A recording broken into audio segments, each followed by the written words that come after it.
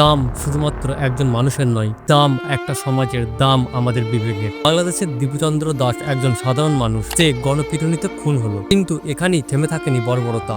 মৃত্যুর পর তার দেহের সঙ্গে করা হয়েছে অমানবিক এবং নৃশংস আচরণ। অনেকে এই অপরাধকে একটা ধর্মের সাথে জুড়ে দিতে চাইছে, কিন্তু আসুন একবার জেনে নি ইসলাম আসলে কি শেখায়। ইসলাম স্পষ্টভাবে বলেছে, একজন নিরীহ মানুষকে হত্যা করা মানে পুরো মানব জাতিকে হত্যা করার সমান, আর একজনের প্রাণ বাঁচানো মানে পুরো মানবতাকে বাঁচানো। কুরআনের এই শিক্ষা কোনো ব্যাখ্যার প্রয়োজন রাখে না।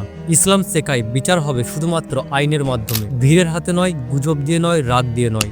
ইসলাম আরো বলে, মৃত মানুষের মর্যাদা জীবিত মানুষের মর্যাদার মতোই পবিত্র। লাশের অপমান ও গুরুতর অপরাধ। এই কারণে অল ইন্ডিয়ার ইমাম অর্গানাইজেশনের প্রধান ডক্টর ইমাম উমর আহমেদ ইলিয়াসী বলেছেন, এই হত্যাকাণ্ড মানবতাকে লজ্জিত করেছে এবং এটি ইসলামের শিক্ষার সম্পূর্ণ বিরোধী। জামিয়াতা উলামা হিন্দের সভাপতি মাওলানা মোহাম্মদ মাদানিও বলেছেন, আইনি প্রক্রিয়া ছাড়া কোনো মানুষের জীবন নেওয়ার অধিকার কোনো গোষ্ঠীর বা কোনো মানুষের নেই।